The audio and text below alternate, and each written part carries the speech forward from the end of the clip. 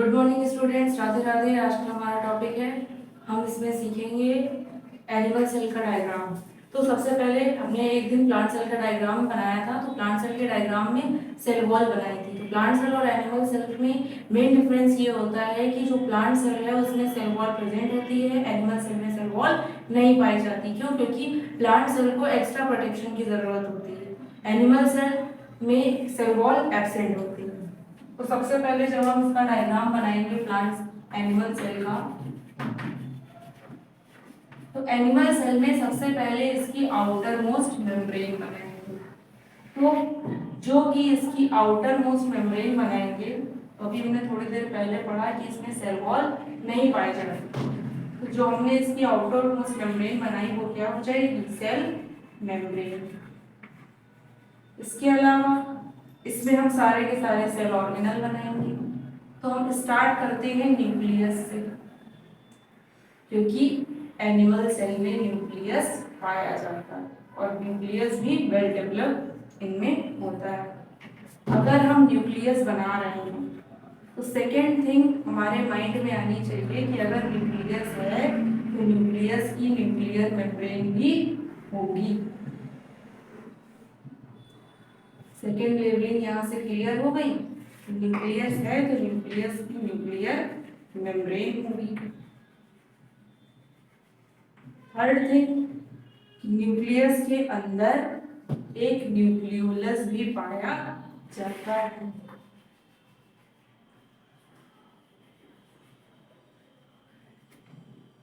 अब न्यूक्लियस बनाया है तो न्यूक्लियस किसी ना किसी जेनेटिक मटेरियल को होल्ड करेगा, यानी न्यूक्लियस के अंदर जेनेटिक मटेरियल प्रेजेंट है।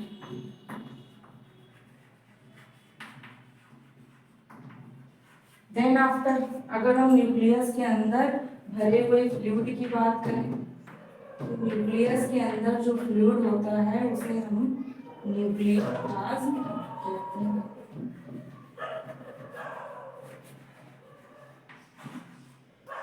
इसके बाद न्यूक्लियर मेम्ब्रेन को सराउंड किए हुए एक थिन शीट लाइक स्ट्रक्चर होता है, जिस शीट लाइक स्ट्रक्चर को हम एंडोप्लाज्मिक रेटिकुलम के नाम से जानते हैं।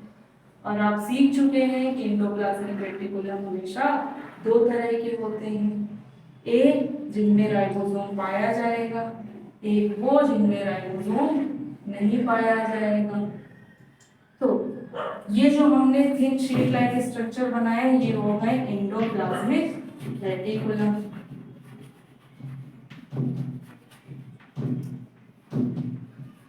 एंडोप्लाज्मिक रेटिकुलम दो टाइप के होते हैं, वो जिनमें राइबोसोम प्रेजेंट हैं। तो जब एंडोप्लाज्मिक रेटिकुलम में राइबोसोम प्रेजेंट होते हैं तो ये राइबोसोम हमेशा एंडोप्लाज्मिक रेटिकुलम की सरफेस पे अटैच होने की वजह से सरफेस को रफ बना देते हैं। तो हम उसे कहते हैं रफ एंडोप्लाज्मिक रेटिकुलम। और जब एंडोप्लाज्मिक रेटिकुलम की सरफेस पे राइबोसोम नहीं पाया जाएगा तो उसे हम कहेंगे स्मूथ एंडोप्लाज्मिक रेटिकुलम। अब सेल को एनर्जी चाहिए अपने बेसिक फंक्शन परफॉर्म करने के लिए, तो एटीपी का फॉर्मेशन कौन करता है? तो इसके लिए सेकेंड ऑर्गेनल आएगा माइटोकॉन्ड्रिया, जिसे हम power house of the cell भी कहते हैं, जो कि किसी भी सेल में एनर्जी जनरेशन का काम करता है। तो नेक्स्ट हम क्या बनाएंगे?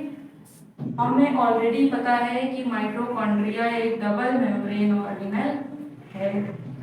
इसके पास अपना डीएनए, अपना राइबोसोम होता है और ये एटीपी का फॉर्मेशन करता है।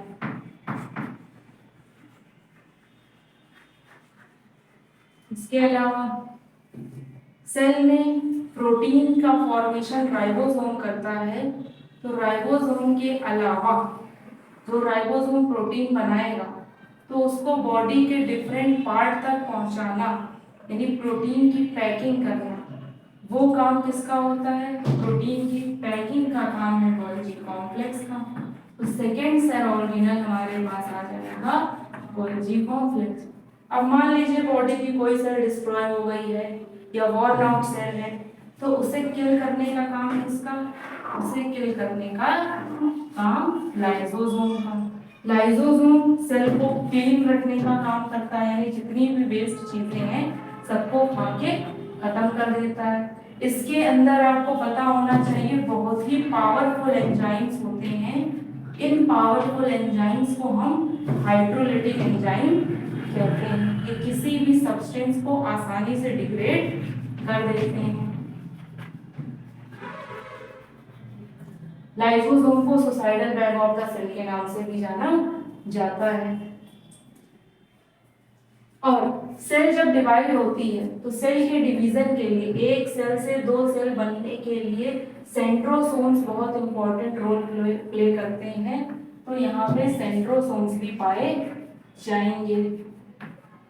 अगर हम बात करें प्रोटीन के फॉर्मेशन की, तो प्रोटीन का फॉर्मेशन हमेशा राइबोसोम करता है।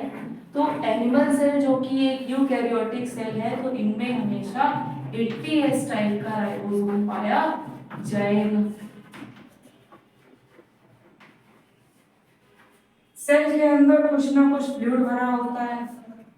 सेल के अंदर फ्लूइड जो भरा हुआ है उसे हम साइटोप्लाज्म कहते हैं।